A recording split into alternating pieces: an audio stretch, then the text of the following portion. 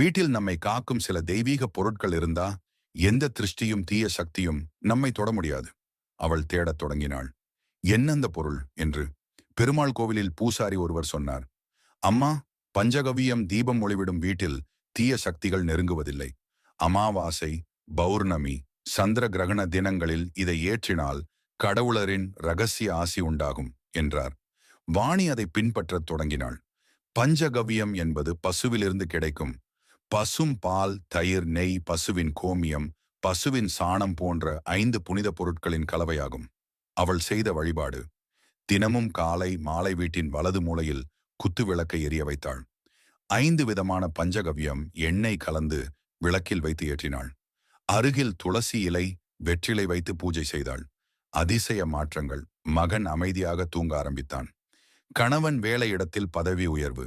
வீட்டில் இருந்த வாக்குவாதங்கள் குறைந்தன.